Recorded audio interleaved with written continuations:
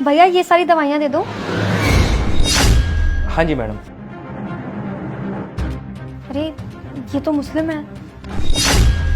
ये लीजिए आपकी दवाई, 220 रुपये हो गए। मुझे नहीं चाहिए आपकी दवाई, आप अपने पास ही रखिए। क्यों मैम, अभी तो आपको चाहिए थी ना यही। मैंने बोला ना मैं कहीं और से ले लूंगी, आप अपनी दवाई अपने पास रखिए। अरे लेकिन सुनिए तो सही। कमाल है, इनको क्या हुआ? मैडम जरा ये सारी दवाइयाँ देना। मैम एक्चुअली ये सारी दवाइयाँ यहाँ अवेलेबल नहीं है। पर मैम क्यों? आपकी मेडिकल शॉप तो इस एरिया की सबसे बड़ी मेडिकल शॉप है और आपके पास ये दवाइयाँ ही नहीं है। एक्चुअली मैम इस दवाई की सेल ज़्यादा होती नहीं है, इसलिए हम लोग रखते नहीं है। आप एक काम करो ना, आसपास बहुत सारे मेडिकल स्टोर हैं, आप उनसे जाके पूछ लो।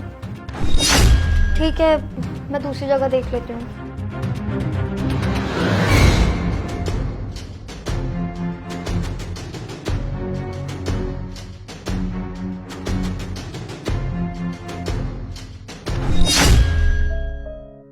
शिट यार, अब क्या करूं?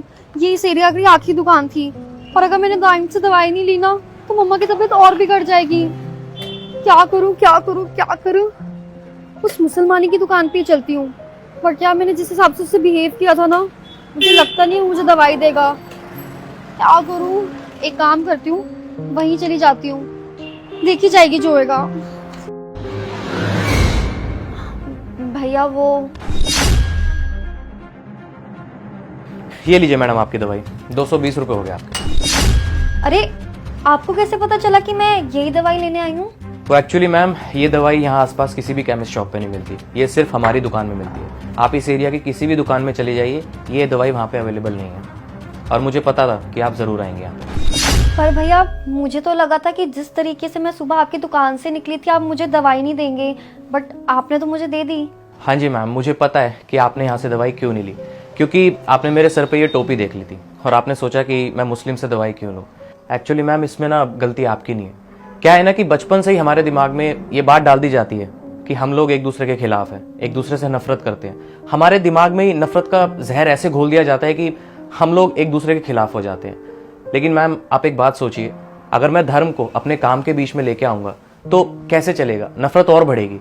अगर आप मुस्लिम नहीं हो, हिंदू हो या सिख हो या ईसाई हो, और मैं आपको दवाई ना दूं तो इससे तो मेरा धंधा भी चौपट हो सकता है। आप खुद सोच के देखिए।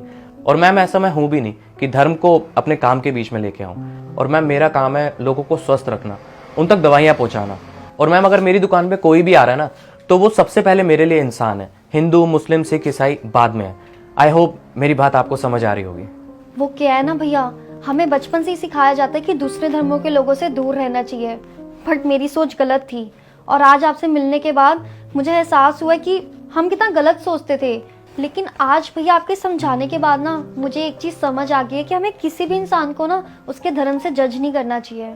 मुझे खुशी है मैम कि आपने मेरी बात को समझा, और मुझे यकीन है कि एक ना एक दिन हमारे बीच में जो ये नफरत है ना वो बहुत जल्द खत्म हो जाएगी और लोग इस बात को समझेंगे। बाकी आपकी ये लीजिए दवाई, और 220 रुपये हो गए आपके।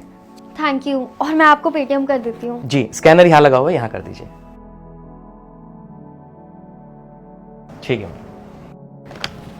थैंक यू भैया।